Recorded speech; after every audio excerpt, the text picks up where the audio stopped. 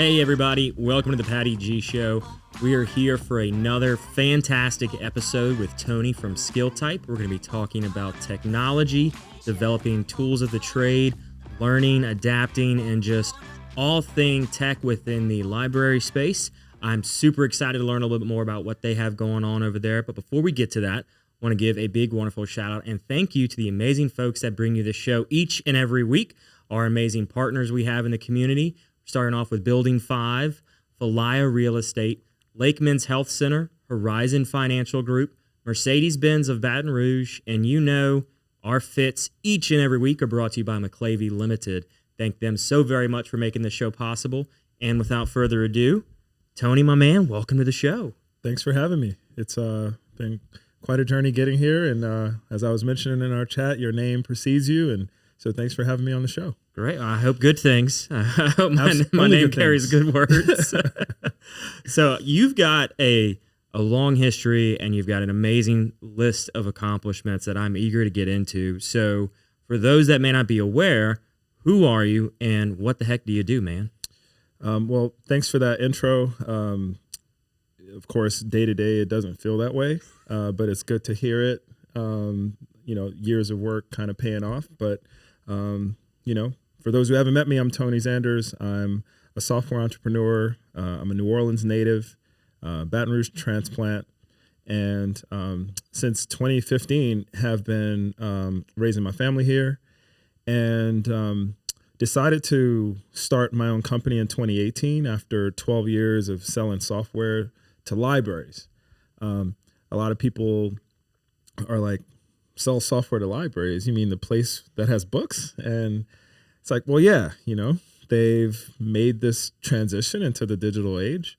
And unless you have children or you were recently in college, you don't really affiliate with the library too much. But I've been fortunate enough to get recruited to this industry younger in my career.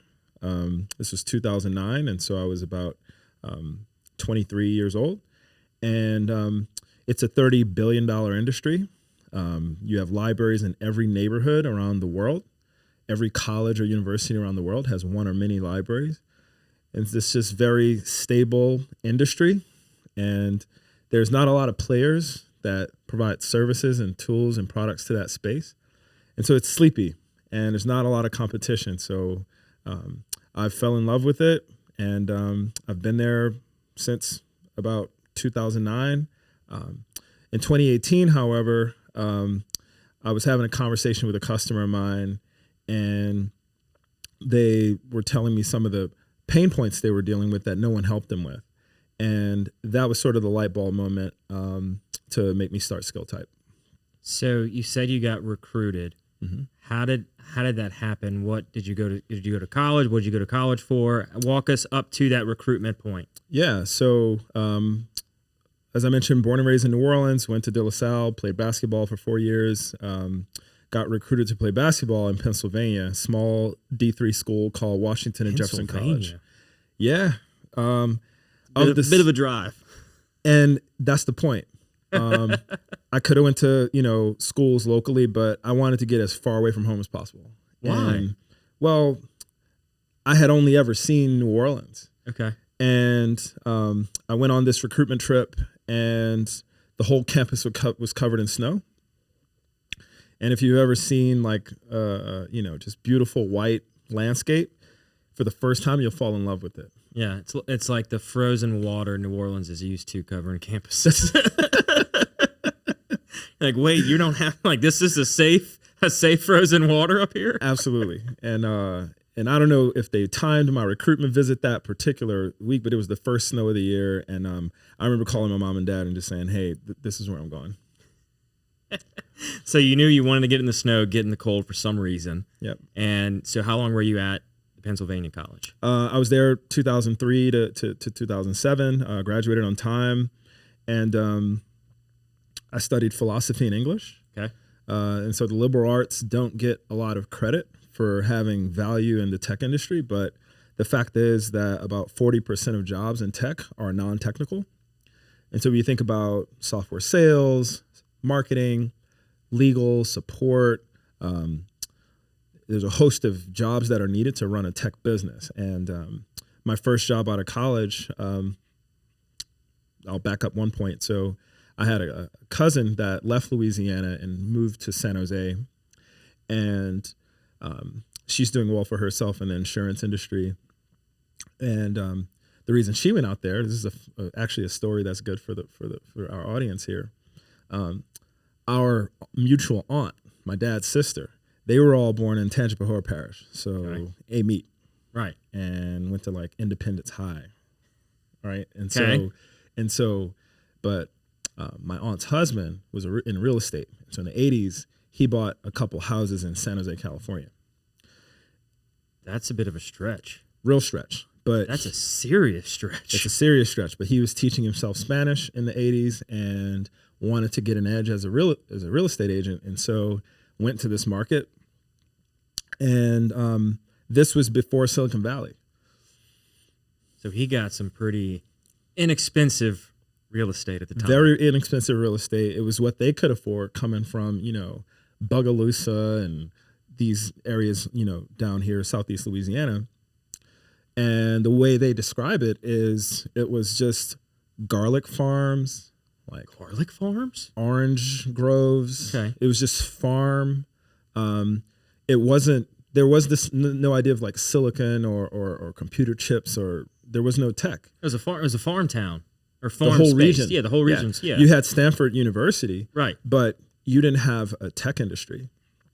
And so they got in early, and we know sort of the story around Silicon Valley, how it was born with those early companies, like AMD and Apple in the early days, and IBM and others. But it wasn't until recently that it became known as Silicon Valley. And so my cousin, so getting back to how I got there, so my cousin graduates from UNO, okay. And our mutual aunt's like, hey, you should come out to San Jose, look for a job. You have a college degree, and so on and so forth. So she goes, and she's now doing well for herself, like I said, in the insurance industry. So fast forward to 2003, she's asking me, what are your plans after college? And I was like, I don't have any.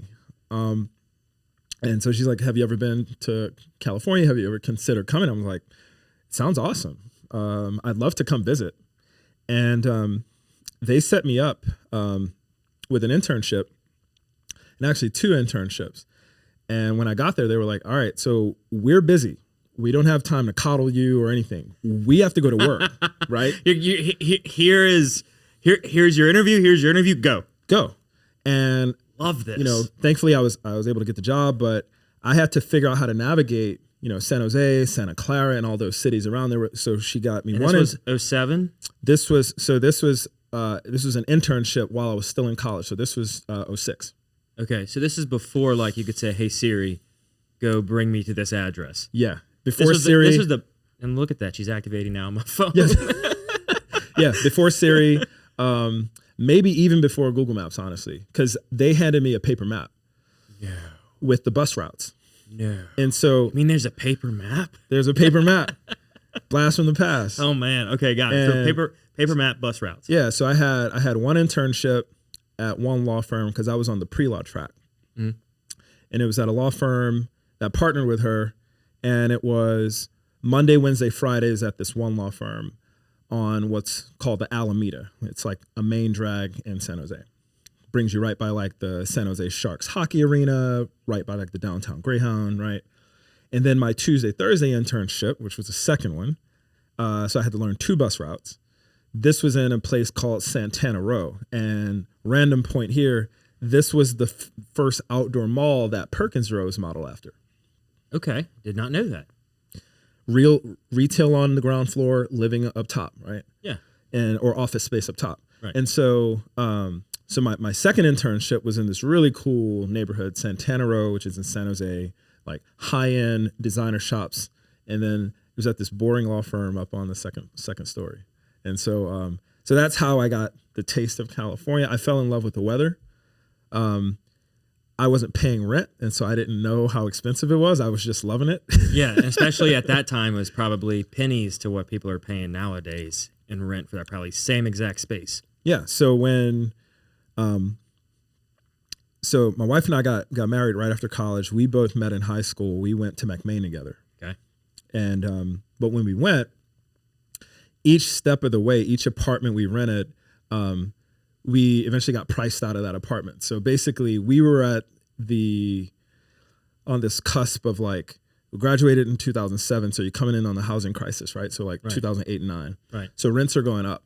And so we eventually had to keep going deeper into the Bay Area. So we started like right in the heart of it, right in San Jose.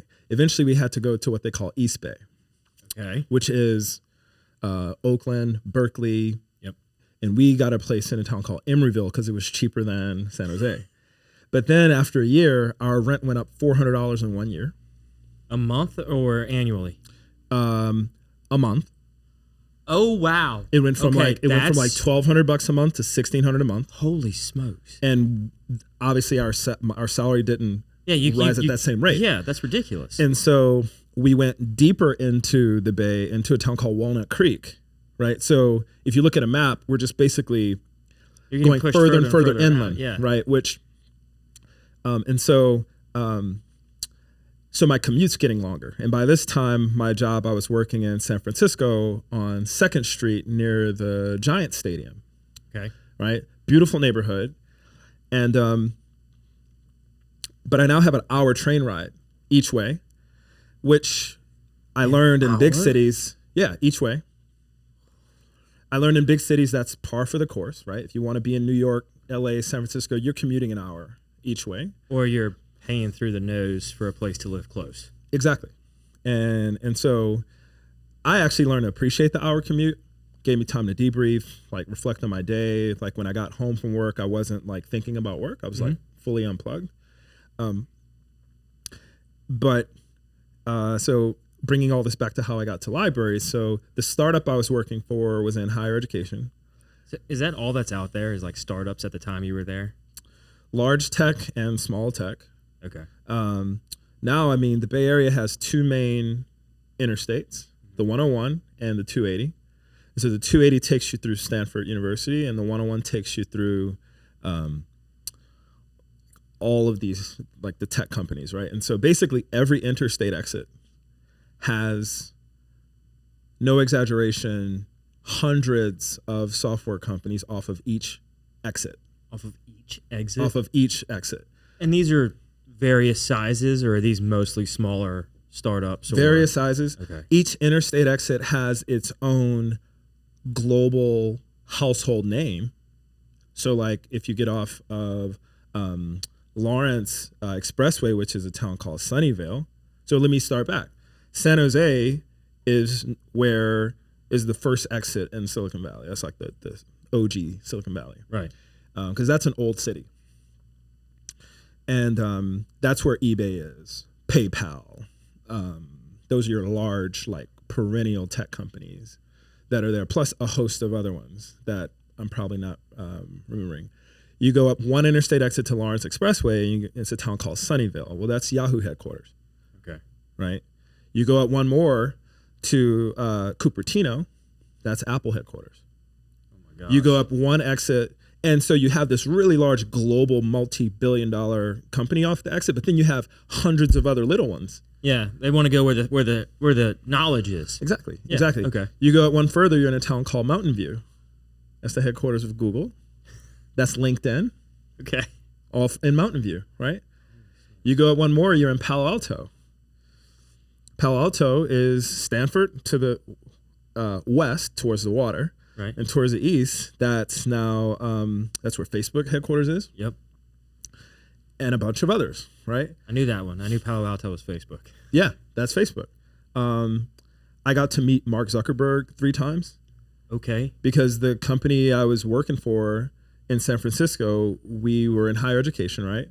But this company built apps on top of the Facebook platform. Okay. And so about once a year, maybe actually multiple times a year, Facebook would invite app developers to headquarters, have some drinks, food, but they wanted to talk to you to learn about what was your experience like building apps on their platform.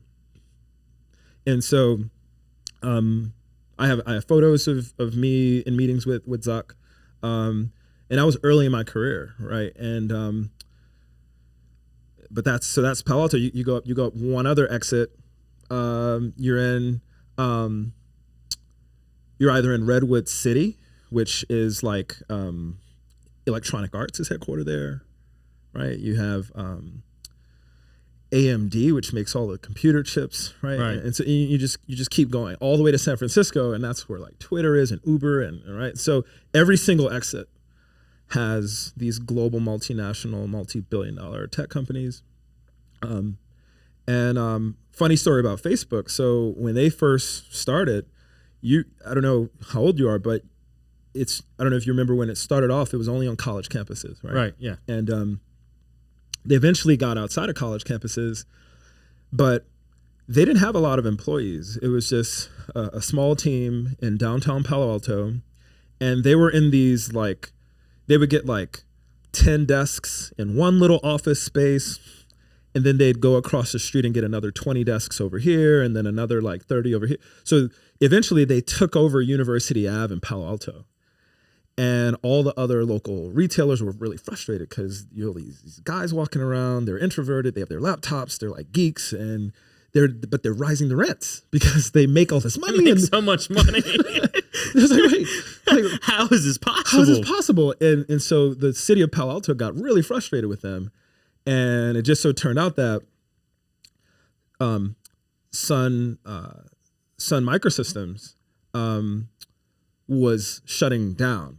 This was one of the old OG perennial Silicon Valley companies was starting to wind down, and they had this huge campus, right on the water in Menlo Park. And as that started to give up that real estate, Facebook was actually growing into that, and they finally left this sort of hodgepodge, like, sublet here, and got a proper campus. But I saw all that, and it actually gives me a part of my vision for what I think Baton Rouge can become. Yeah. We're right in the beginning phases of that. Nowhere near there, but with what's a company that just came in that's going to get like 100, 200 tech jobs here in Baton Rouge? I'm blanking on the name of it. They made a big announcement. They're coming in and going to take up a bunch of office space downtown. Yeah, you're going to have to let me know that. Yeah, we'll put it in the comments of the show. Sorry, I'm not blanking on it right now. Because I straddle between sort of the New Orleans ecosystem, the Baton Rouge ecosystem, learning a little bit more about Lafayette. But I think that Southeast Louisiana as a whole has an opportunity to coordinate a bit more on rural sourcing. Okay. Supposed to create 150 new tech jobs here in Baton Rouge. That's awesome. So they're moving right into downtown. Bring it in. I mean, I love it. So now you've seen what Facebook can do. You've seen what Silicon Valley has to offer and how it grew. Walk us through then from there how you ended up getting back here. Why would somebody want to leave Silicon Valley as you're watching it blow up and become what it is? Yeah, and it was already full blown when I got there. It blew up in the .com era, right? When I was still in high school playing hoops at De La Salle. But what the next wave of it that blew up when I got there was social media, right? Web 2.0, and that was brand new when I got there. And as to why someone want to leave, well, my wife and I are from the South, right? Like, we love family. We want to kind of own property and have land and own a home, right? This whole renting forever and having roommates, right? That's not really our American dream. Perhaps it's the dream for some. Yeah, but you can pay half the rent and own 3/4 of an acre to an acre here in Baton Rouge. Yeah, which that you could pay in Silicon Valley. Absolutely, so I think the conversation. I actually skipped a small chapter. So the president from the company I was at left and went to an Israeli tech company that had an office in Boston. Okay. And this company called Ex Libris, they invented library technology. And so in the 80s, they were the first one to take the Dewey Decimal Card Catalog, right? Okay. And put it online. It's pretty Pretty significant achievement there. Pretty significant achievement. This was at the Hebrew University of Jerusalem. Okay. And the chief librarian there, who's also a technologist, invented this technology. And they eventually spun that out of the university, commercialized it, and started a company called Ex Libris that's now basically like the largest library software company in history. And they had a Boston office that they recruited our president to come and lead North America from. And he gives me a call. I remember this like yesterday. I'm walking around the financial district in San Francisco. I couldn't take the call at work, so I had to leave work. And I'm just walking around these tall buildings, and he's just telling me about this new thing and libraries and pitching me. And he's like, I want you to come and lead marketing for us. Okay, so you ran marketing at the software company you were at. I ran marketing and communications. Okay. And the only reason I did that was because I didn't study this in college. I studied, like I said, philosophy and English. Right. So I know how to communicate. I know how to ask questions. And but the job that I thought I would do really well in was an inside sales job in Mountain View at a company called simplyhired.com. Okay. So this is a search engine for jobs. You may have I've heard of them. Yeah, like Indeed.com, Yep. but simplyhired.com, right? And our job there was to make 70 calls a day. Okay. The founders were these two really smart Indian guys, graduated from from Berkeley, computer science. They built some software and they put it inside of all of our phones. And they knew that if you just made the call and then faked it and like hung it up, that wasn't a legit call. So you couldn't like fake 70 calls. Yeah, I mean, that's a call every 6 minutes for a 7-hour day. Yeah. You had to actually have a conversation or leave a voicemail, and it was timed, it was everything. And so this was like pretty brutal, right? That's a tad bit on the what I would describe micromanaging side. Just a smidge. We know how long your calls are. We know how long your calls are. We're listening. We know how many you made. We know if you didn't hit quota. So what would happen if you didn't hit quota? I mean, what happened to me? I got fired. So how long could you go not hitting quota before you got fired? A quarter. Okay. Yeah, every quarter. So they give you some time to fix it. Yeah, they give you 3 months. Yeah. So part of the rule of Silicon Valley was when it came to sales was every 3 months, every quarter, the bottom quartile of the sales reps get cut. To bring in new ones? Yeah. Oh my gosh. And that was started by Oracle. Okay. Larry Ellison. So So they're like they're the founding like fathers of enterprise sales. Yeah. They predate Salesforce. They predate, and Cisco follows the same model. Bottom quartile gets like every quarter you're up out the paint. And so I had the muscle to do that work because in college I earned some side money working at our phone-a-thon. So Okay. I was like dollar for dollars, calling alumni, like saying, hey, donate to us every night after basketball. And that builds some lessons. That is some. You hear no, what, 99% of the time? 99% of the time. Roughly? Yeah. Is like in sales, no just means not now. Ooh, I like that. Yeah. You can't take it personal. Yeah. And so that muscle helped me to get the job. I wasn't motivated though. And I think what made me wind up getting fired was two factors. One, this was the downturn in 2009. Companies were already looking to cut, right? Number two, I found out my passion was actually marketing, not sales. Yeah. Because storytelling is something that I love. And the marketing person I thought was pretty mediocre. And all of the collateral she would give us, I would want to fix it and I would make it better. And so Did you send it back to her? Well, no, I sent it to all my guys. So you just you didn't even like run it by her. You were just here's the material, and you because it was working for me. All right, I'm gonna flip the script over. I'm gonna Jordan Belfort it, Yep. and I'm gonna send it out to everybody else. Here's your script. Here's your new script. Yeah, we're in the boiler room. Yeah. She's like in the ivory tower. Ah.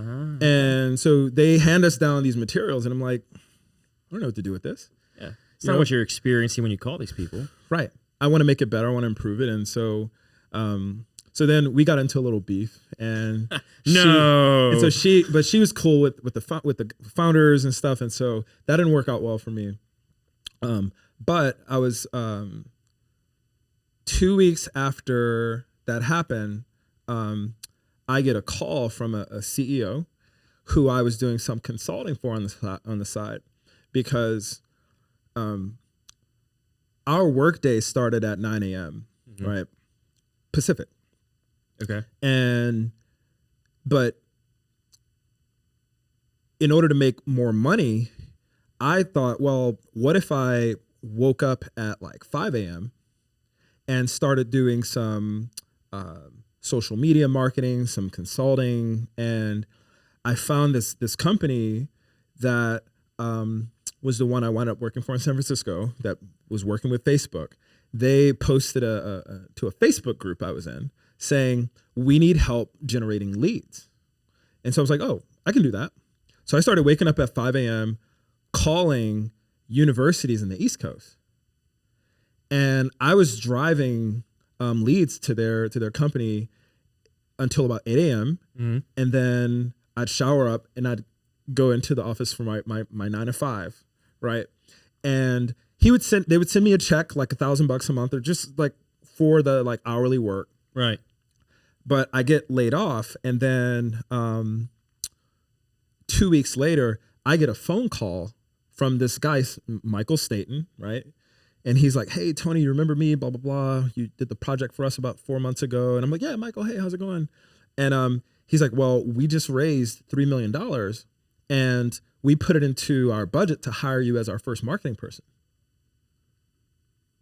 Okay. And I was like, I was in bed with my wife. It was like a Monday morning, and I'm like kicking her like you don't know what's happening. You don't know what's happening. But I got to keep my cool. And I was like, wow, Michael. Hang on, yeah, wife. Just hit me across the face. Just hit me across the face. Okay, yes. I had to keep my cool. I was like, hey, Michael, congratulations on the round. Really great news. Really flattered you thought of me.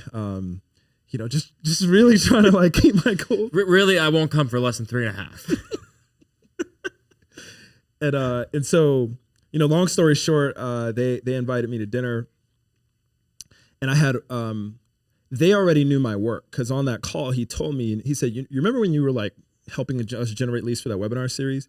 You single-handedly generated 4 times more than our whole team combined. And we don't know what you were doing. And I was like, well, Michael, you guys don't wake up until noon Eastern. Yeah. Noon Eastern is lunch. Nobody wants to take many calls after lunch. They don't get back until 1 Eastern, 10 a.m. Pacific. Like you just said, they're not really trying to take calls after lunch, but you only have 3 hours to reach them, right? Whereas I catch them right as soon as they have their coffee. And he was like, whoa, like, because these are like earlier and we can call. Like, wow. Like, and so I was, so he hires me. But the one thing you're having me walk down memory lane here, I didn't have to interview with them because they knew my work, but I did have to do one interview. And this was actually pretty cool looking back on it. So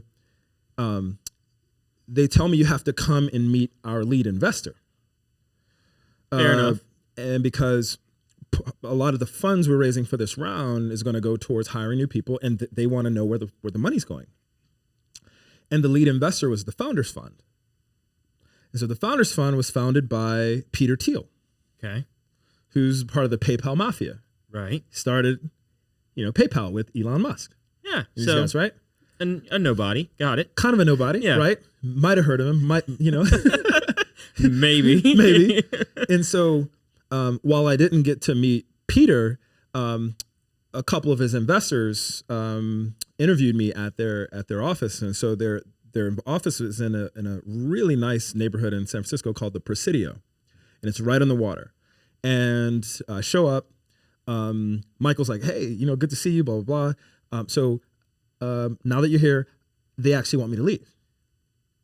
And I'm like, okay. And so he's like, good luck. I mean, I get it. I genuinely understand why they would probably want him to leave. They want to have an unbiased, uninfluenced take on who they're paying to come and run whatever division, your marketing division of the company. Yeah. No, and number one. And number two, I didn't have any of the markers and the social status that they look for. That's the currency of Silicon Valley, right? So you never heard of the college I went to, right? I don't have an MBA, right? I study liberal arts. I didn't study computer science or business, right? Yeah. And so there are certain things, like I remember trying to apply for jobs at Facebook Direct, and their applicant tracking system that filters all the resumes doesn't even pass you through unless you attended one of the whitelisted 50 institutions. So unless you are an alum of, like, you know, the Harvards, the Stanfords, the University of Chicago, Northwestern, their approved list of universities, right? You don't get through. And so my resume never even got through to Google or Facebook. I probably applied once a month. You could have developed a software to apply every day. Right. Just write a script for it. Yeah. I didn't have those skills. I wish I did. But it all worked out because I was able to be a part of companies that taught me a lot more. And so what I later learned was you learn a lot more at startups than you do at big companies. Right. They've kind of got all the wheels are greased, everything's running. You just they take out a cog and they put you in to replace that person there with these parameters to work within. Yeah. Whereas a new startup, they're like, we don't know. Yeah. Sure. Let's try it. You got an idea? Yeah. Let's go. Yeah. We just got to here. We're not sure how to get to here. Yep. And it was always all hands on deck in a really cool way. And, you know, looking back on it, most people that I personally know that work for large companies are bored out of their minds. Yeah. I mean, it's most like routine items, same thing day to day. There's not... because innovation is only accepted after it's been proven at large corporations. Whereas a startup, you could pull this idea way out of left field and be like, I think this might have a chance at working. And they're going to be like, cool, let's try it. Yep. And, you know, no idea is a dumb idea. There's just this pile of work that needs to be done. And whoever has the most ambition can just take another task, right? And that's how I was able to make a name for myself, was just sort of showing up before everyone else did, right? Leaving later than everyone else did, and just sort of grinding my way into accomplishment. And that's why when the president of our company left, he was like, "Hey, I want you to come with us. You know, we have a lot more money. You'll have." We didn't even have a marketing budget at the other company. But at this new company, I had an $800,000 marketing budget. Okay, so not a bad marketing budget. It was more than I ever had, and I was like, you know, I looked at all of the things that they were spending it on each year, and I was like, you know, this is a social media age, right? We're gonna change all this stuff, right? We're not gonna keep spending $400,000 on the exhibition hall for, like, the, you know, big booth and the tchotchkes, right? Right. And so just the ability to I think developing self-confidence that if I haven't done something before, I can teach myself how to do it, and that type of autonomy was rewarded. And that mentality too of, instead of saying, I don't know how to do it, get somebody else to take care of it, it's, I don't know how to do it yet. I'll figure out how, and then I can execute. That, I don't care what industry, what job you have, what business you're in, if you have that mentality and that mindset from day one, my gosh, there's no ceiling for you, because you're not ever going to give the answer of, well, I don't know how to do that. It's going to be, let me figure out how to do that, and then I'll get back to you. That's it. And I would sort of share that advice with any college graduate, any person like trying to figure out how to make that next step. So you're at these software companies, you're working in these budgets. At what point did you say, I'm going to go and be my own entrepreneur? So I'm in Boston now, but I still have this startup bug. And anyone who's living in Silicon Valley for more than a month, there's a strong chance you're going to catch that startup bug. And because the coffee shops you're going to, like, people are just on laptops hacking away at things. Like, it's just, you just get curious. Like, what are they doing? Right. Yeah. And why are they so focused on this? What are you doing over there? Why you got your big headphones on? What you focus? What you plugged into? Exactly. Everywhere. It really doesn't matter. People are just trying to log on to some free Wi-Fi or something and just like build something. Right. And so I caught the startup bug when I was there. Small story. My very, very first job out of college, I was at this human resources consulting firm in Menlo Park, and I was just a paper pusher. And one day, the CEO was like, "Hey, do you want to come to a client meeting with us?" And I was like, "Me? Come to a client meeting?" Like, talking about the guy behind me? talking about the guy behind me. And she's like, "No, you." And I was like, "Yeah, this is exciting." And she was like, "All right, well, we're gonna leave in 5 minutes." And so she's like, "Love that. Get invited to a meeting at the last second." Like, let's go. And to that point, I literally just get up and start walking. And she's like, "You don't have a notebook?" And I'm like, "No, why would I need a notebook? My job doesn't require me to have a notebook." So she shuffles through all of her things and gives me this notebook. And the notebook has this inscription on it that says, TEC, International Organization of CEOs. Okay. And I was like, wow, it's leather cover, gold pages. It's a fancy notebook. Fancy notebook. And I was like, "Can I have this?" She's like, "Oh yeah, sure, whatever, sure, whatever." So I take. You're like, "I'm Googling this later for sure." Yeah. So I get it, and she drives me over. We drive to the meeting. It's at the Original Pete's Coffee, okay, which is on Vine Street in Berkeley. It's like the first one. It's like this iconic coffee shop, and we're waiting for our client, who was a guy who worked for the Prudential, for the Pru, the bank.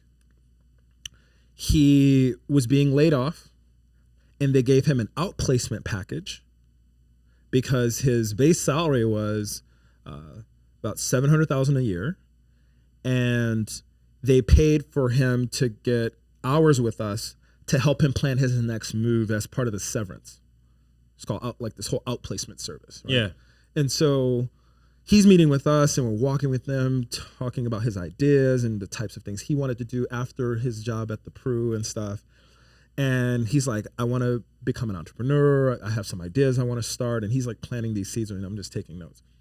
I realized that the reason she took me to this meeting is because her client was Black. Okay.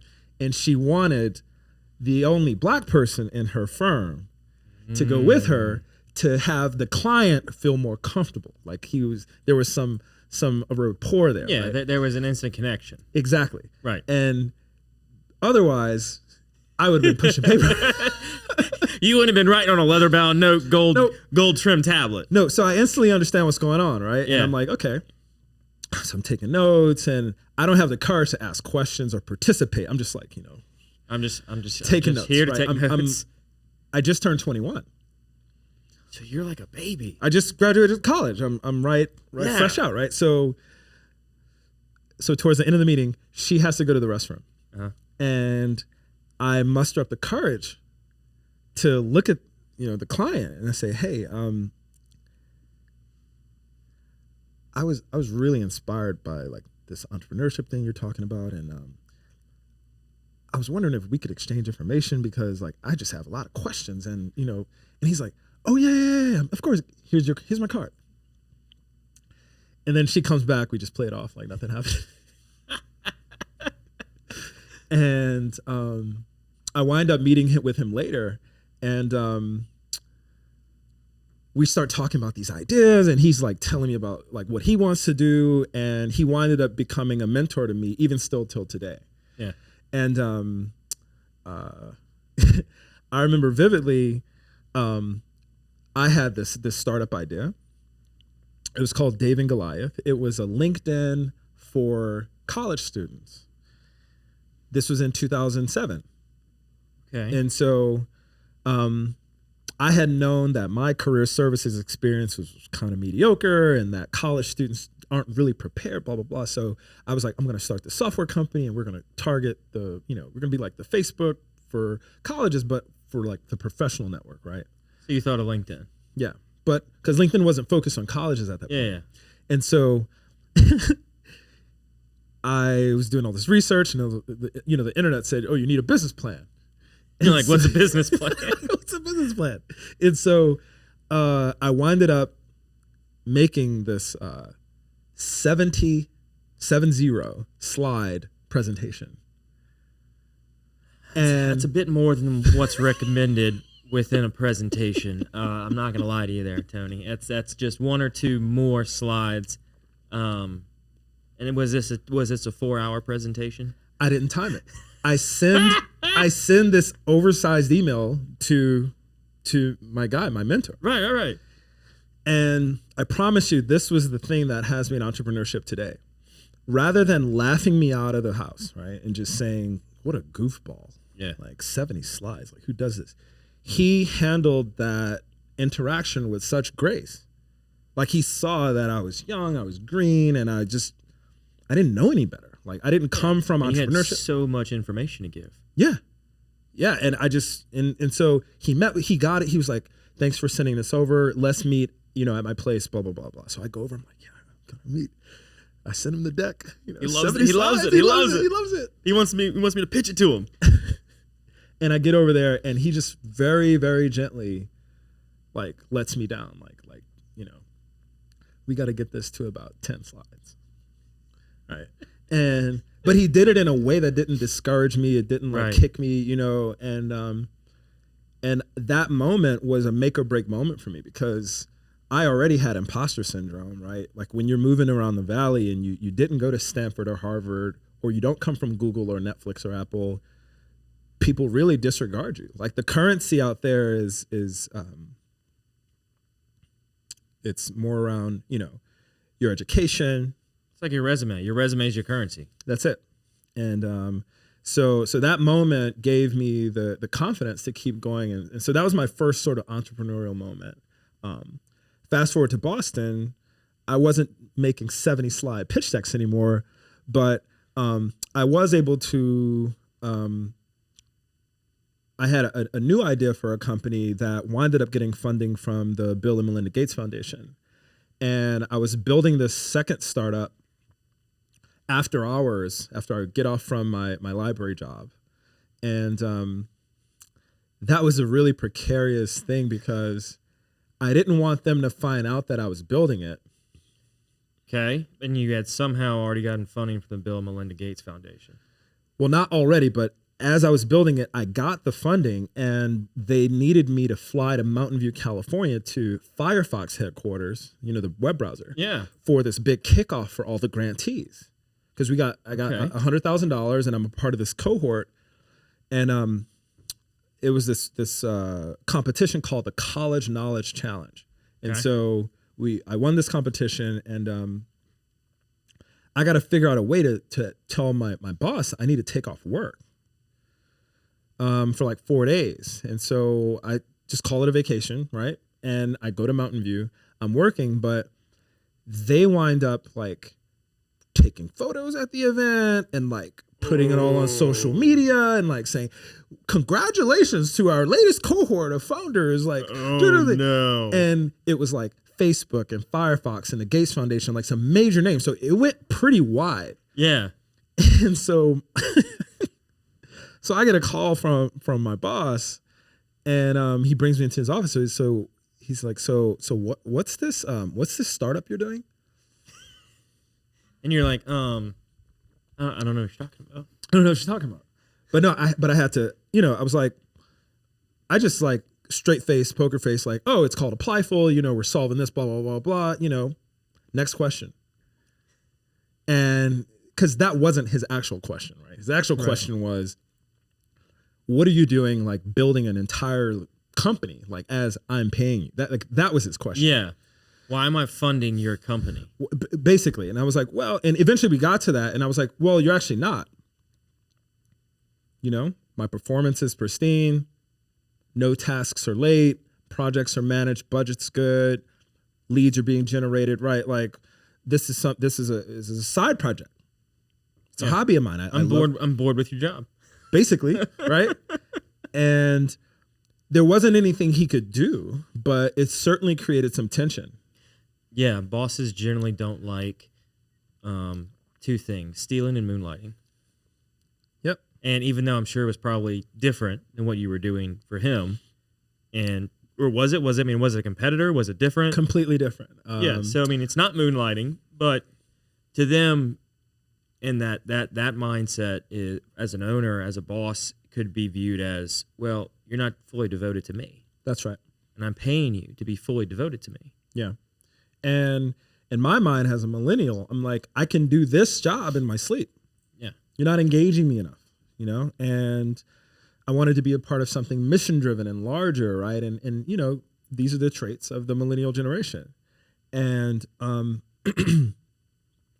so now we have this awkwardness.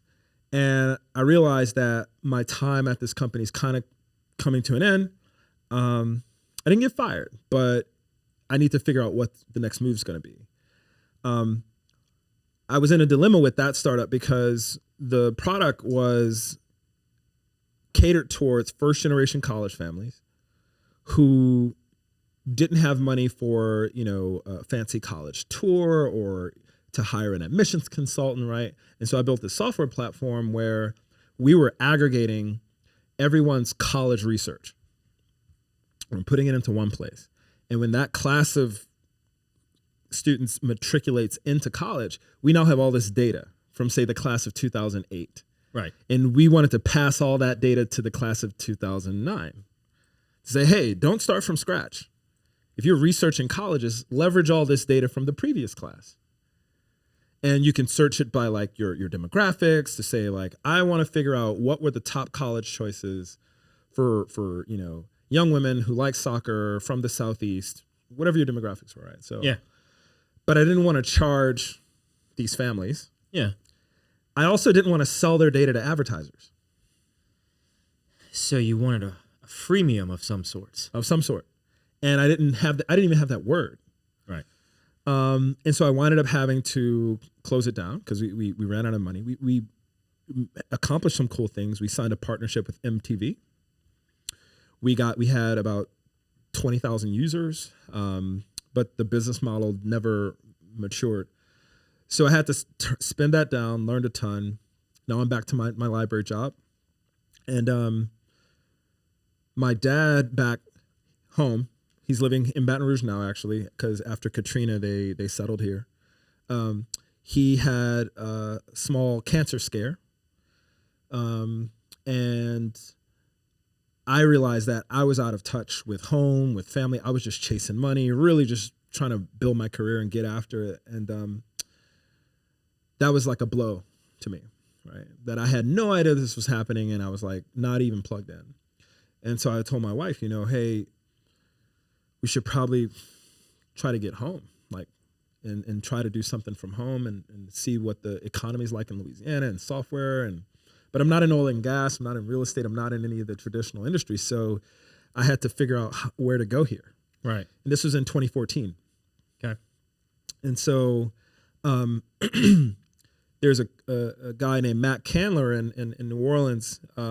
He started an organization called 4.0 Schools. It's like an incubator for ed tech founders. And they were looking for a head of marketing and communications. So I apply for that job. He flies me down. I have a good interview. I get that job. And so we're living in New Orleans. And the reason why we wanted to move home was because I wanted to take my job from Boston, the library job, and do it from here. But that guy said, no, I'm not letting you. Remote work is not a thing. Remote work's not a thing. Yeah. It's not a thing. And so you got to, you know, find another job or stay. Tough luck. And it wasn't a decision for me. That's not a good way to operate at all. No, you know. Because if they stay, you're ill towards him. And if you go, there's an ill separation. Yep. It's kind of tough. It's like an ultimatum. It was an ultimatum for sure. My wife and I had already made the decision to move home, so it wasn't a debate. So I was like, all right, well, appreciate all you've done. got to find out what's next. And so got a job, moved home. And about 9 months into that job, I get a LinkedIn message from another company in libraries that said, and I've never met this person from a can of paint. Hi, Tony. We are well aware of your accomplishments. We have a very unique opportunity we've created for your skills. If you're interested, please give me a call. Here's my cell number. And I did my research. This was the number 2 person in a $3 billion company. I respond, and we have a 3-hour phone call on a Sunday evening. And he was like, you don't have to tell me what you make. We've done our research, and we're going to make you an offer you can't refuse. But we want you to join our company, and we think that this role is uniquely crafted for your skill set in libraries and in technology. And so they flew me up to Boston. They said you can work from anywhere except Antarctica. Okay. That's reasonable. I think it's reasonable. It's pretty reasonable. And which was appealing to me because that last company offered me an opportunity to become an expat, and I could move my family to Jerusalem, to the headquarters, because I was doing really well. That guy said, no, you got to stay here. I'm not giving you to corporate. Right. And so that was really appealing. And so this next job, I was in libraries now, but I had clients in 30 countries. And so I was flying out of MSY. I was in Europe once a month, Asia once a month, for about 3 years, learning about libraries around the world. And it was in that job where I had my light bulb moment that this is a global industry, and I want to create something here. Yeah. And so then SkillType was born. SkillType was born. Not immediately, though. The problem that I wanted to solve was what I discovered, right? That libraries, we all know as places with books, right, and magazines and things. And now audiobooks. There you go. Ebooks. Yeah. And so this collection of information, right? And most of the products and services that sort of feed into this $30 billion industry are products and services to help manage the books and the information, the collections as they call them. But the most important piece of that puzzle are actually not the content, it's actually the people. Okay. Because it's the trained information professionals that turn that collection of information into a library. There's a difference between a library and a warehouse of books. Yeah. And the only difference is that you have librarians there. They know where everything's at in the warehouse. They know where everything's at in the warehouse. And if something's not in the warehouse, they know where to get it. Okay. And that profession, that group of trained, licensed professionals is going through the biggest transition in the history of the craft of librarianship, right? Librarianship is over 5,000 years old. You've had libraries in Alexandria and in Greece and Egypt, right?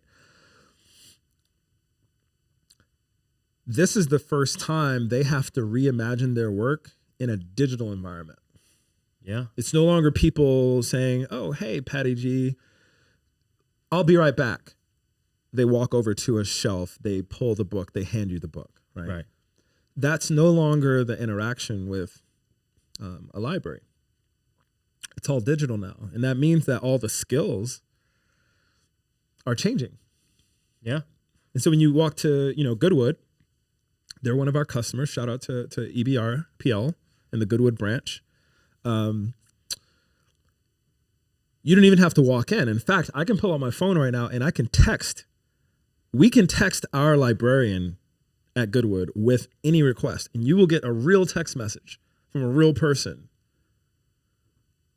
telling you can come and pick up this book, or you can check out this magazine, or here's a link to something to download. they have all sorts of services, right? You don't have to physically walk in, but most of the service now is a software experience. It's a digital experience, right? Right. And so this is this massive shift in the workforce. And there's also the workforce is aging, right? And so they're not only having to serve a younger audience and market, but the little work they're doing is different. And so SkillType is this software platform that reskills, upskills library workers. We do it using data. And so I'll stick with East Baton Rouge Parish Libraries for a moment. They have 430 librarians across 36 branches in the parish. And our software creates personalized training plans for all of them. The leadership team can see their skill gaps in real time. They can see people making progress and help them at sort of the point of need. And our mission is really just to make sure that this profession of information shepherds, right, is going to be around in the next 10 years, 20 years.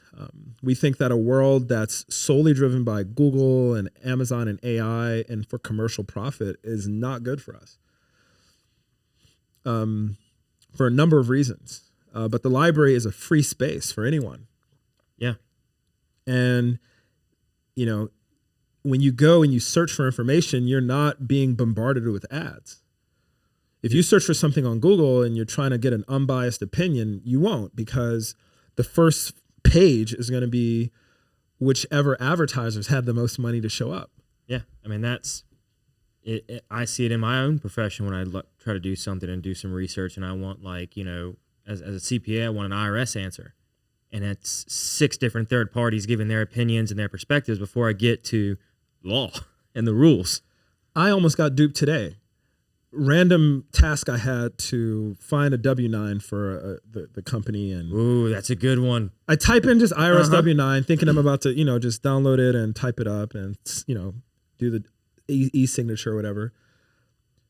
But the first 5 links on Google are deceptively similar to the actual W-9 form on irs.gov, but it's actually not. It's like this weird URL, like irs-us dot something, and it says W-9, but then in small font it says sponsored.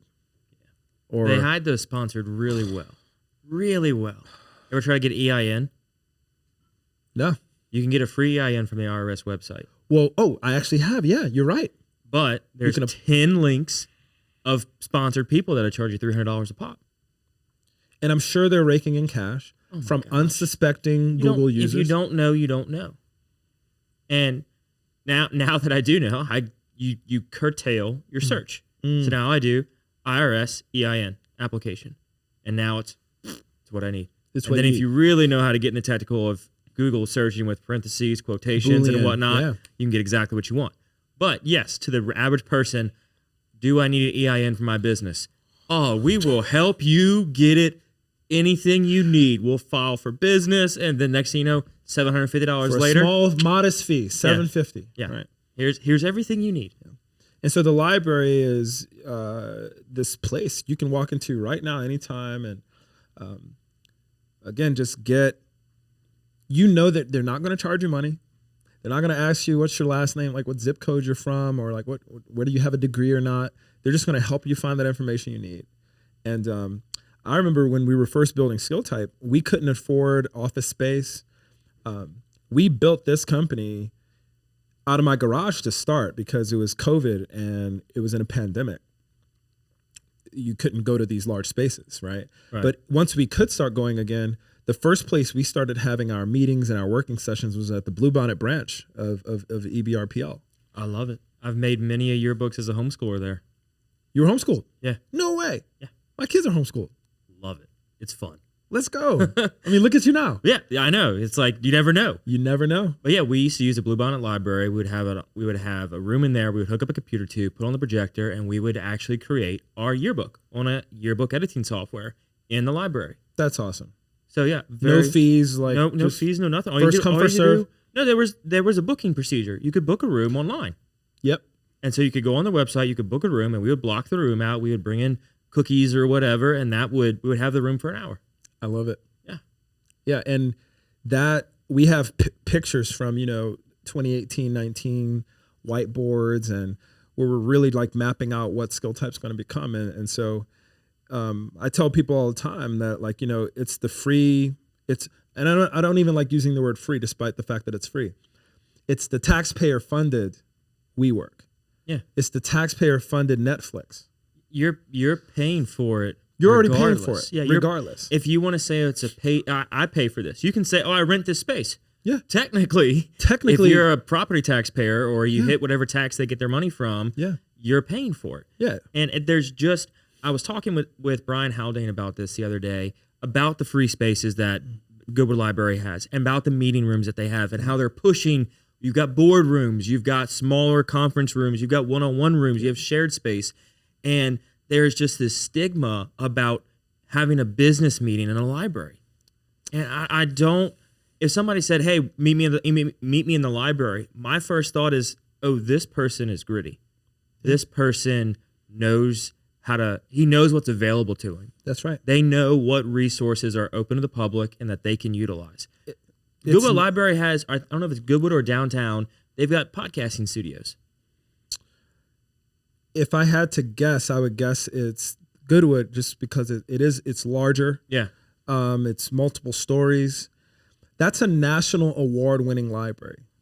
It won the top library in the country. And I think Breck just won some top awards as well for our park system. For the park system. Yeah. No, Baton Rouge is it, man. I have a surplus view of this city. We could live anywhere around the world, but we choose to live here. You've been all over the world. I've been to Europe, Asia, different Africa, different places, Canada, all across the U.S. And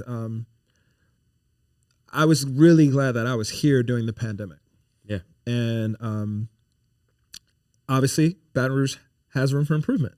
But as does any space. But it's really exciting to be, as you said at the beginning of our chat, to be in on a city that's coming up, right? And to be in early and to see the potential.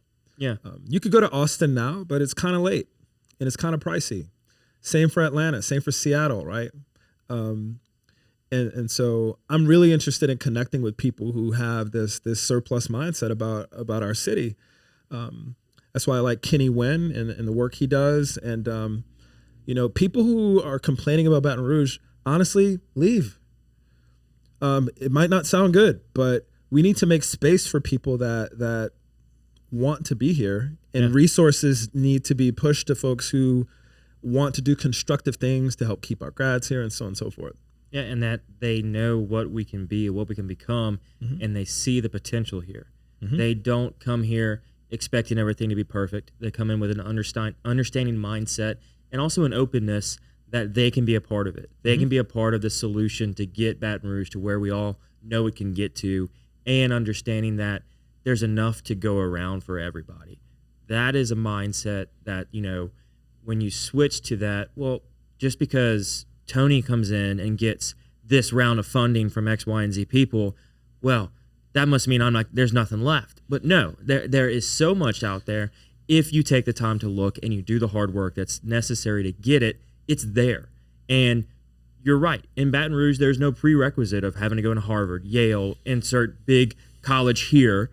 If you have a strong work ethic and you've got the ability to go forth and do and execute what you say you can, that goes miles comparatively to something good on a piece of paper that says, here's my resume and all of my list of degrees. Yeah. Because that just tells me you can study and pass a test well. That's it.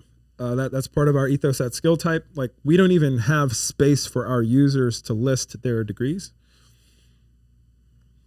We really just get down to the skill and the competency. And I feel like it levels the playing field. But getting back to that point, though, around, Baton Rouge versus everybody, just to kind of use that phrase, the grass is not always greener. Like, people talk about, California, the Bay Area, Silicon Valley, this, and that. Like, when you look at what's happening in San Francisco right now, I don't know if you checked the news. I don't know if you've checked, but Very little bit. Enough to know it's bad. it's bad. Like the grass is not always greener.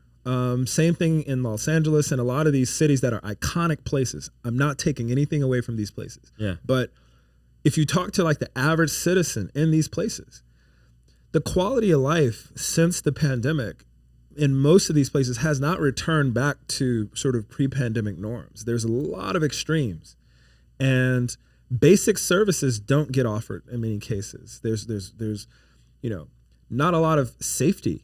You can't enjoy the parks in a lot of these places, right? Won't get into all the reasons why, but just making the simple point that maybe folks who have this sort of deficit mindset towards Baton Rouge should just travel a bit. Get out there and see what's available to you. Mm-hmm. Go where you say you want to go, and try it out. You might find the grass is dying. Yep. And literally in some cases, like Yes. California's in a drought. Literally and physically, yes. But it's true, and that was part of the reason why I wanted to start the show and bring on great entrepreneurs like yourself, is to share those experiences. And having your experience specifically with how much you've traveled, where you've been and where you've lived, and for you to come in and make such a statement of what Baton Rouge can be and what you're seeing and what you're doing to make it that is just, it's why I started this, is to get those stories out there, to showcase to people wherever they're listening to this from or watching this from. They go, maybe I should actually maybe reconsider either A, not leaving, or B, maybe coming here from wherever I'm at, because it's happening and stuff is going on and making improvements each and every day. There's enough space. I have employees in New Orleans. We have an office space there across from the World War II Museum, right there on sort of Camp Street, Andrew Higgins, warehouse district. But our headquarters is in Baton Rouge, and we're going to be creating more jobs in Baton Rouge than anywhere else. And I don't really tell my folks that you have to live here, however, right? Like Baton Rouge is not for everyone. Yeah. But it doesn't have to be. My framework is, I became an adult and a professional in the Bay Area, right, which is a region. And so my whole mindset is like, well, if that region, which is like a 3-hour radius, you can work in Mountain View where Google is, but you don't have to live in Mountain View, right? Right. And most people don't. And so the same thing here, we're going to be headquartered in Baton Rouge. We're going to create jobs here. But some of our folks want to live in New Orleans. They like the walkability. They like the quality of life, the nightlife. Then we have other folks that want to live in Baton Rouge, right? And I don't want our employees at Skill Type to have to choose. I like to present like those wealth of options, right? And so one of my big things is, now that the cities have to embrace this regional mindset, because if you grew up here, you know how parochial we are. New Orleanians don't like Baton Rougeans. Baton Rougeans look down on New Orleanians. Then the folks in Lafayette think we're all crazy. We're all crazy.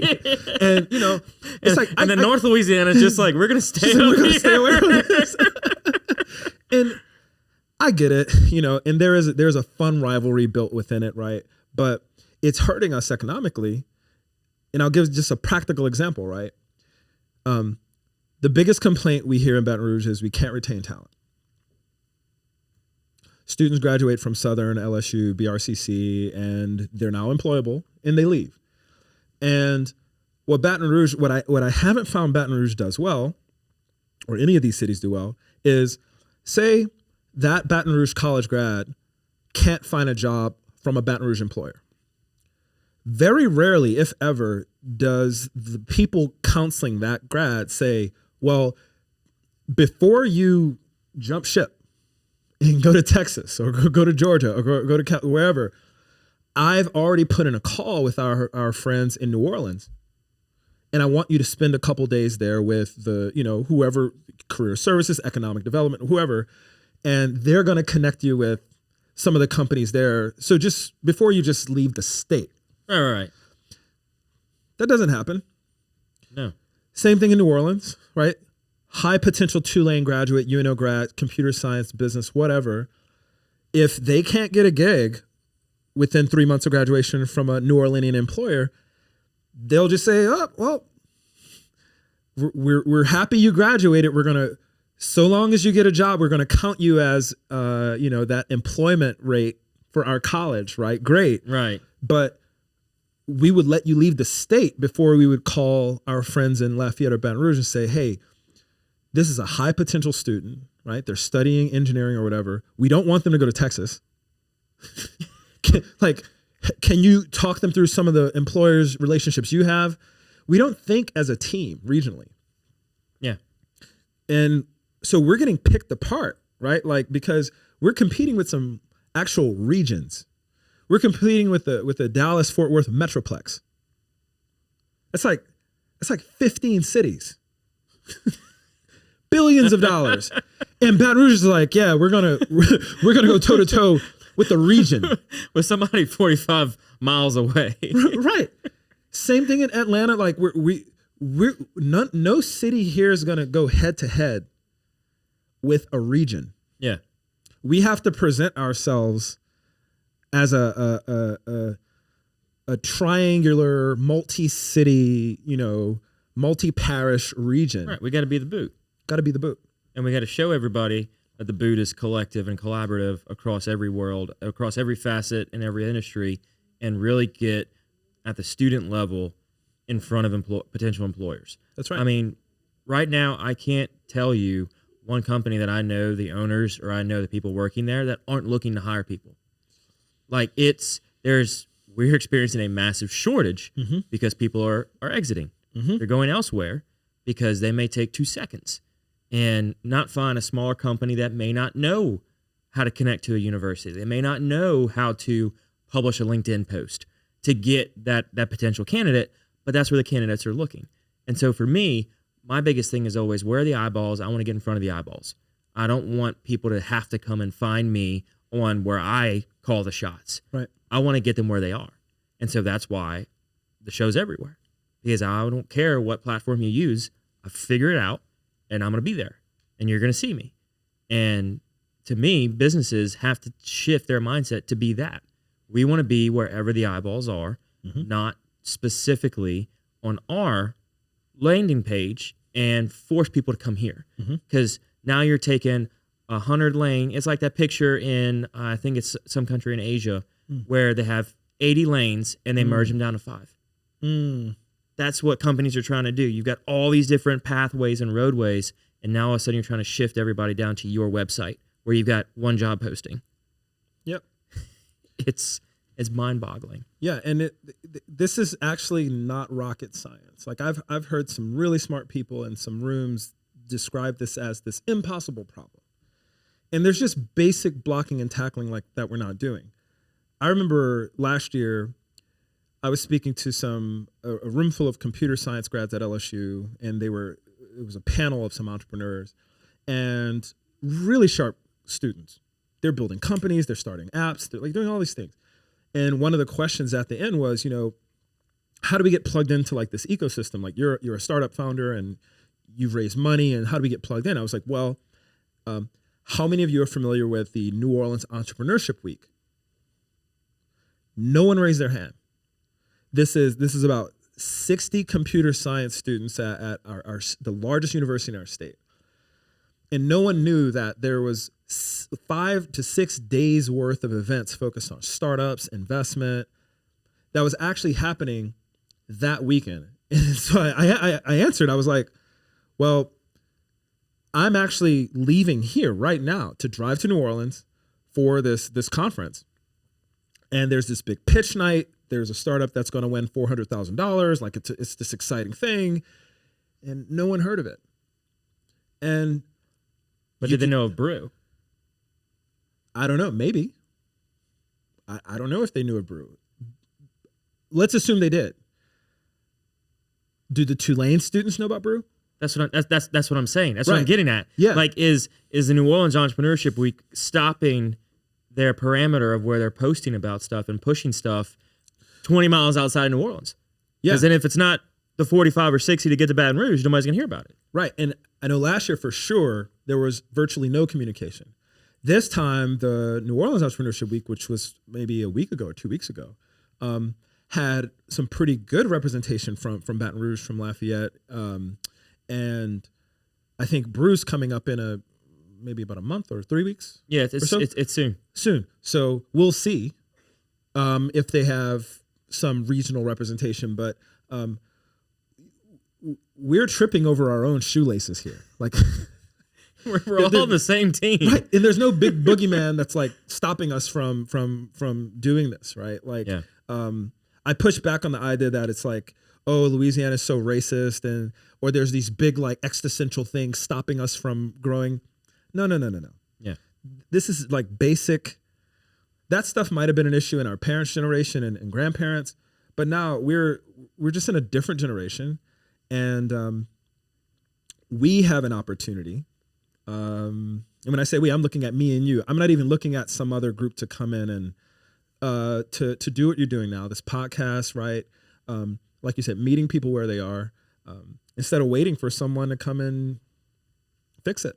Yeah, I mean, you can sit around all day and wait and say, oh, I think if somebody came in and just did this, it would be really great for the city. And then you just sit on your back porch and you just look out and that's all you do. Rather than doing that, you say, okay, this would be a great idea. How can I start to get there? Because you have to also understand you're not going to be able to do something drastic overnight. I think that's where we also fall short. Mm-hmm. We want every inch of roadway to be fixed tomorrow. We want all traffic lanes to be fixed tomorrow on our commute. We don't understand that stuff takes time, and we will complain the entire time it takes to build it. And as soon as it's done, it's about time. It's about time. It's about time. And we don't have the patience and the understanding within to recognize that good things come to those who wait. Mm-hmm. And we just have to be patient that whoever's doing it, so long as something's being done. If nothing's being done, be like the guy that I saw today and plant a tree in a pothole. Like, do something like that. I saw Arnold Schwarzenegger. I don't know if you saw this, is going viral.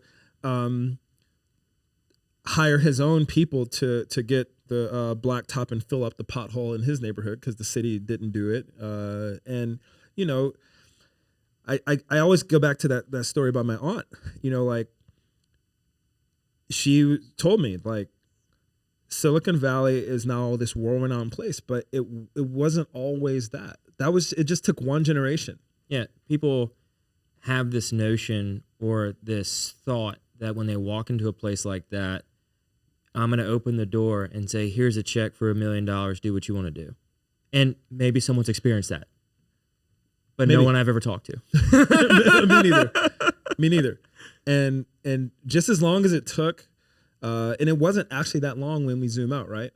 When I drive and I make that commute once or twice a week, right? It's mostly just green. You're passing up Sorrento, you're passing up La Place, you're passing up these places, right? And that's what the Bay Area was like in the 80s. There's nothing there. It was a sleepy little farm region. You had a major university. You had San Francisco, which was established, but nothing tech related. It was just like this cultural epicenter.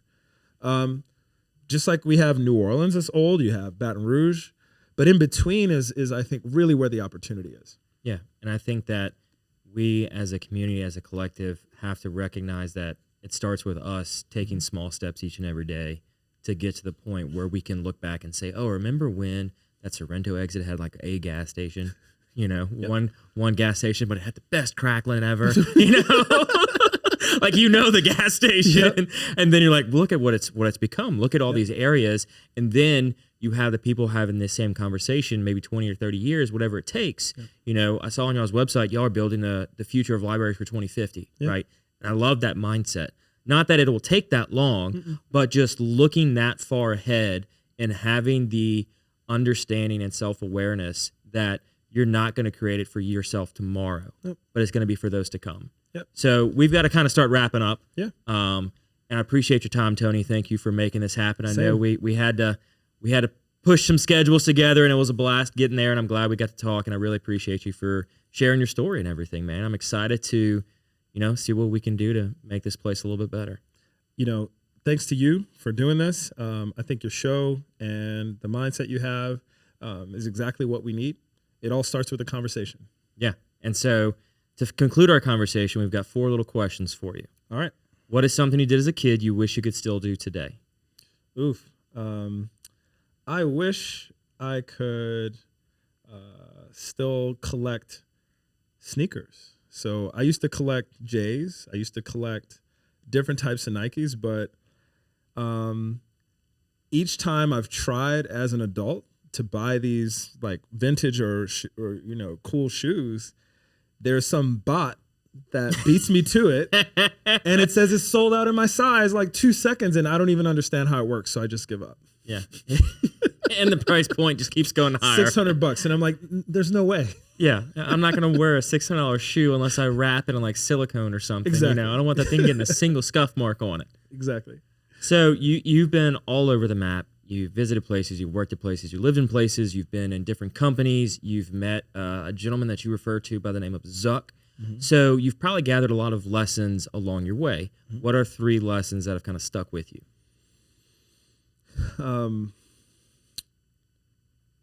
No one owes you anything. That's a good one. Show up early, leave late. And you're probably, in all likelihood, thinking too small. That's good. All 3 of them. Love them. Mm-hmm. What is something you love about Baton Rouge?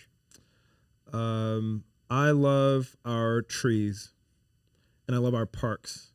It is one of the most lush cities. I later learned that trees actually have a ton of health benefits. But it's just like really aesthetically pleasing that most windows you look out of here, it's just green. Yeah. Like, year round. And you take it for granted if this is all you see, but we have a really naturally beautiful city. Yeah. I have 7 cypress trees on my little city lot.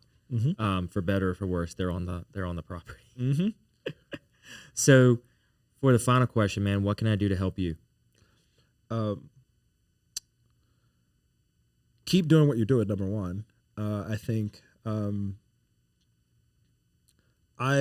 less about myself in terms of how you can help or how people can help me. And I'm interested in building a Baton Rouge that my kids can be proud of. And it really starts with people like you, that you have your own family, you have a career, but after all that, you're still coming out to have important conversations with people that are building. And I think the thing you could do to help me, which is going to help my kids and other families here, is to just keep doing what you're doing. Because these ideas and conversations plant seeds. Yeah. And then they start to grow, because it's not just going to be any one person or one mayor or one administration that's going to be the silver bullet for our city. It's just going to be conversations that are happening at dinner tables because someone heard a podcast or someone, and because we have a really special opportunity, but it's going to take the entire city. Yeah. And we have to come together and acknowledge that we're all going to have to work together in some form or fashion and a little bit at a time. Every single day. Mm-hmm. I like to think about getting just 1% better every day. Mm-hmm. And over time, it just starts compounding. And then you look back 3, 4, 5, 6, 12 months ago, look at what you were doing and where you were, and then recognize how far you've come within that short period of a time. Mm-hmm. It may not be, mountains of an effect, or it could be, but you've at least grown some. Mm-hmm. And so long as we're gradually moving one step in front of the other, I think that's going to be very important for us. Totally. So thank you so much for coming on, man. I appreciate your time. Yep. Thank you, sir. Appreciate you for bringing your family out here. It's nice to meet them and kind of see them in the studio space. So absolutely. Thank you again. Sweet. Appreciate you. And thank you, everybody else, whether you're watching or listening to this show. I'm very appreciative of it. I know the guests are as well. Look, we are all in it together. I don't know where you're listening to us from, but if you're outside of Baton Rouge and you've always been interested, come on down here, take a look at our lush city, take a look at what we got. And if you're already in here, you're in the state, there's so many opportunities around us. It may not be in your city, but it may be in a city 10 miles away. There's no reason necessarily to totally uproot and shift states. Louisiana has so much to offer, Baton Rouge specifically. If you're curious or want to know where to get plugged in, heck, just DM the show. Send us a message and we'll connect you with whom we know. Wherever you are, we're bound to know somebody. So thank you all so very much, and thank you again for the amazing folks and businesses here locally that make this show possible each and every week. Hear a little bit more about them right now. Welcome to the brand new Falaya mobile app. We took all the same tech that's helped hundreds of people sell their homes themselves and packed it into an easy-to-use app for your phone. When you download the Falaya mobile app on either the Apple or Android App Store, you'll immediately be able to see the power of this game-changing tool. From the seller's dashboard, you can navigate to all the information that you need. We intentionally separated everything into key groups, such as tasks to be completed, buyer leads for your listing, and contact information for everyone involved through closing. When you get an offer on your property, you can simply review and respond all within the app. No matter where you are in the world, you'll be able to monitor everything that's going on with your property from listed to sold. It's truly the power of Falaya in the palm of your hand. Download the app and see for yourself. Falaya, it's real estate reimagined. Thank you so very much to Building 5 for becoming the latest sponsor of the Patty G Show. We are going to be filming once a month at Building 5. We're going to post about it on our social so you can come and visit with us. Building 5 is an excellent food establishment if you're into sharing boards and really getting a creative menu. Misty and Brumby have done an excellent job of creating an environment that's warm, welcoming, and inviting for every single occasion. Go on over to Building 5 in Baton Rouge, Louisiana, and tell them that the Patty G Show sent you. Imagine taxiing on a plane looking toward the end of the runway. It seems so far away, it's even hard to see it. And that's what the concept of retirement probably felt like when you were in your 20s, 30s, and 40s, way far in the distance, not visible or even a concern. But as you turn 50, something happens. Retirement suddenly seems like something real, something not too far away. In your 50s, you are rolling down the runway. Retirement is getting closer and closer, faster and faster, weeks and months zipping by. But are you even ready for a successful takeoff to retirement? Fear not, there's still runway left. But the time is now.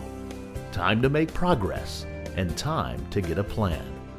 The Runway Decade will help you get organized, get energized, and give you the direction you need to take off to your desired retirement.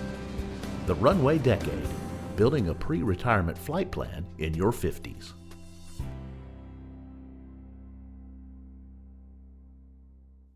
Thank you to Mercedes-Benz of Baton Rouge for making this show possible. Nick Pentis is a past guest. We love having him on.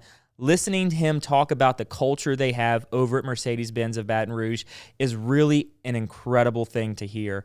How they treat not only their employees, but every customer that walks through the door. You are more than just a number to them. They're going to give you that white glove concierge service every step of the way. They're going to make you feel like family and take what can be a stressful time in people's life, shopping for a car. They're going to make it so enjoyable and so pleasurable. You're going to want to go back there time and time again for every new vehicle. Thank you so very much for Mercedes-Benz of making this show possible.